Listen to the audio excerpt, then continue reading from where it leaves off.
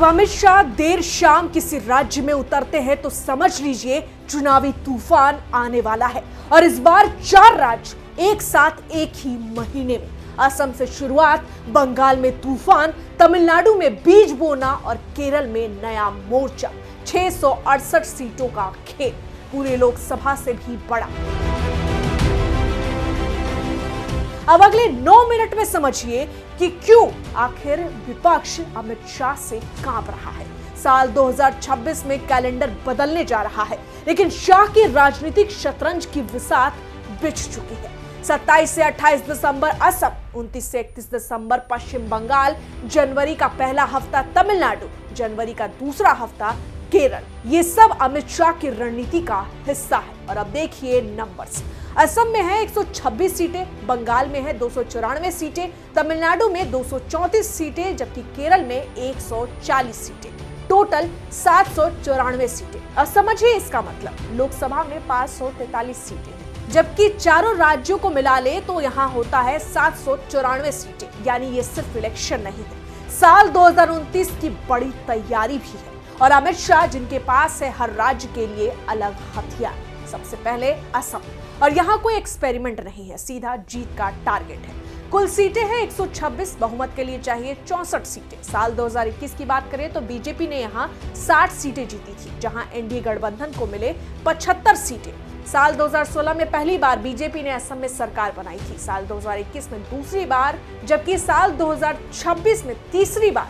शाह ने यही रणनीति को मजबूत कर लिया, क्योंकि बीजेपी इतिहास रचने की ओर अग्रसर हो गई है। शाह का फोकस कुछ यूं था कि 2 दिन का इंटेंसिव दौरा, हर डिस्ट्रिक्ट का data review, booth level planning, और यहाँ चैलेंज है एंटी इंकम्बेंसी का खतरा, लोकल इशू को हैंडल करना। असम में मैसेज क्लियर है, हारने का ऑप्शन नहीं है, क्योंकि असम गया तो पूरे नॉर्थ ईस्ट की जो स्थिति है बीजेपी के लिए बदल जाएगी। अब आता है बंगाल, द मेन बैटलफील्ड यानी मुख्य युद्ध क्षेत्र, जहां है 294 सीटें, जहां पे महासंग्राम भी है। साल 2021 में टीएमसी ने 213 सीटें जीती थी और बीजेपी 77 सीटों के साथ विपक्ष बनकर उभरी। लेकिन यहाँ देखिए इंटरेस्टिंग फैक्ट, साल 2021 में बीजेपी का वोट शेयर था 38%, जबकि साल 2021 में टीएमसी का वोट प्रतिशत था 48, यानी सिर्फ 10% का फर्क। यानी खेल अभी खुला हुआ है। अमित शाह 29 से 31 दिसंबर 2025 तक पश्चिम बंगाल के कोलकाता में दस्तक दे चुके हैं।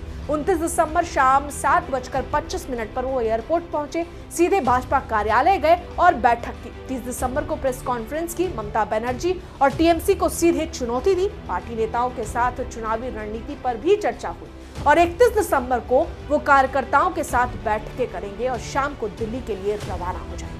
तीनों दिन भाजपा की चुनावी तैयारियों और रणनीति पर शाह का फोकस है। इस बीच बंगाल में आरएसएस दफ्तर जाना, संगठन को मजबूत करना, संगठनात्मक मजबूती, ये भी उसी प्लान का हिस्सा है। साल्ट लेक सेक्टर 5 में नया मुख्यालय तैयार किया गया है। ये हेडक्वार्टर क्यों इंपॉर्टेंट है वो भी जान लीजिए।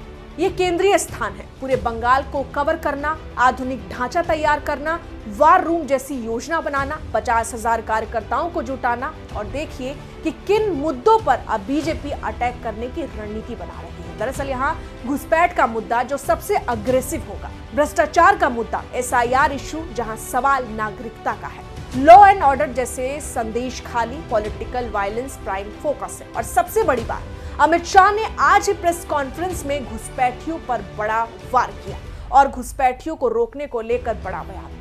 ये केवल स्टेटमेंट नहीं था, चुनावी मुद्दा बनाने की शुरुआत है। लेकिन सवाल ये है कि क्या ये स्ट्रैटेजी काम करेगी? फिलहाल टीएमसी की ग्राउंड प्रेजेंस मजबूत है, ममता की पॉपुलैरिटी, बीजेपी को अपने 2021 के प्रॉमिसेस डिलीवर करने होंगे।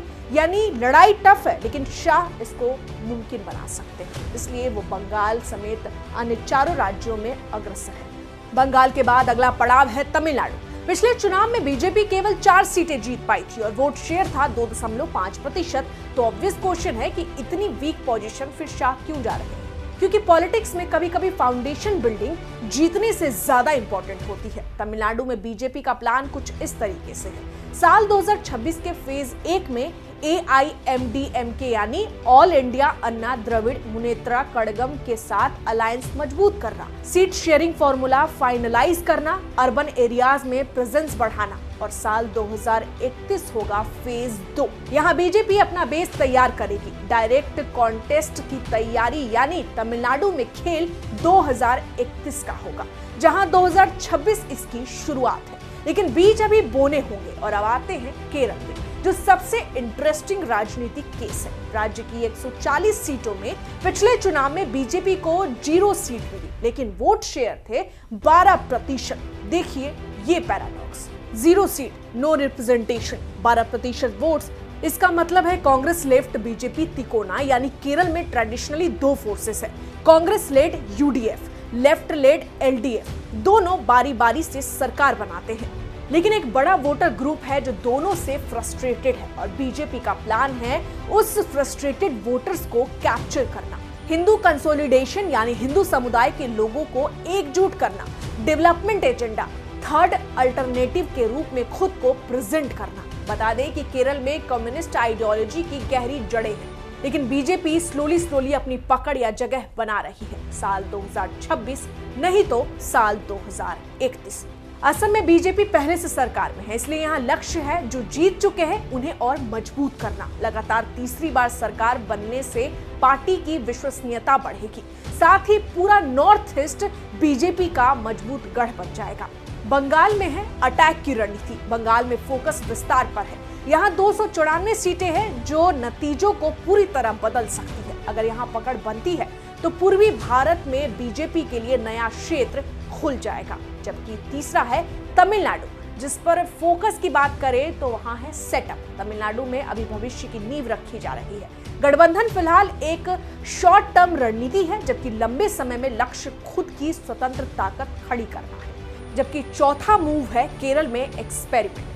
केरल में एक नया मॉडल आजमाया जा रहा है। अगर यहाँ ब्रेक थ्रू मिलता है तो ये मनोवैज्ञानिक जीत होगी। इससे दक्षिण भारत में पूरी कवरेज का रास्ता बीजेपी के लिए खुल जाएगा। कुल मिलाकर ये रणनीति अलग अलग राज्यों में अलग अलग तरीके अपनाकर राष्ट्रीय स्तर पर पार्टी की स्थिति मजबूत करने की कोशिश को दिखाती है। और अब देखिए रियल मास्टर स्ट्रोक। अगर ये 4 में से सिर्फ 2 राज्यों में भी बीजेपी सक्सेसफुल हो जाए तो साल 2029 में सेंटर में सरकार ऑलमोस्ट कंफर्म करने की उम्मीद रखती है, क्योंकि नॉर्थ पहले से मजबूत है, वेस्ट में दबदबा है, ईस्ट में प्रवेश करने की कोशिश है, साउथ में मौजूदगी है। इससे बीजेपी का पैन इंडिया पार्टी का इमेज पूरा बनता है। और अब सबसे इंपॉर्टेंट सवाल कि विपक्ष का आगे का प्लान क्या है, क्योंकि उनके सामने कई दिक्कतें हैं। पहला, यूनिटी की कमी, हर राज्य में अलग अलग अपोजिशन, नेशनल लेवल कोऑर्डिनेशन 0 है। दूसरा, टाइमिंग का डिसएडवांटेज, बीजेपी 365 दिन पहले प्लानिंग कर रही है और अपोजिशन अभी तक साइलेंट दिख रहा है। तीसरा, रिसोर्सेज गैप, बीजेपी का ऑर्गेनाइजेशनल स्ट्रेंथ है जबकि अपोजिशन फ्रेगमेंटेड है। चौथा, narrative control, BJP agenda set कर रही है और अपोजिशन रिएक्टिव मोड में है, लेकिन इसका मतलब ये नहीं कि विपक्ष हार गया है। रीजनल पार्टीज की अपनी मजबूती होती है, लोकल इशू बीजेपी के लिए चैलेंज है, एंटी इनकम्बेंसी फैक्टर है, ममता की फाइटिंग स्ट्रॉन्ग है, यानी गेम अभी बाकी है। लेकिन सवाल है कि फाइनल एनालिसिस क्या है। तो बता दें कि असम में बीजेपी के जीतने के चांसेस 65% है, जहां फैक्टर है एंटी इनकम्बेंसी मैनेज करना। बंगाल में बीजेपी के जीतने के चांसेस हैं 45%, जहां के फैक्टर है ऑर्गेनाइजेशनल वर्सेस ममता की लोकप्रियता।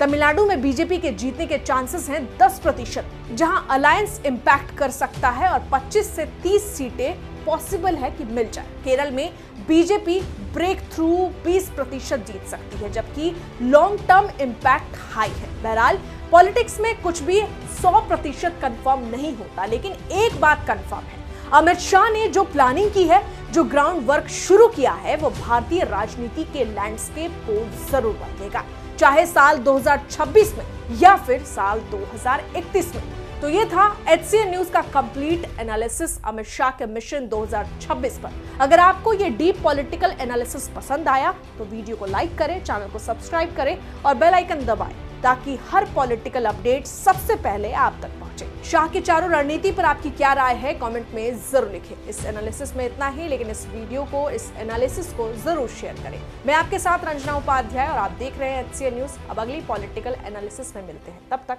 जय हिंद।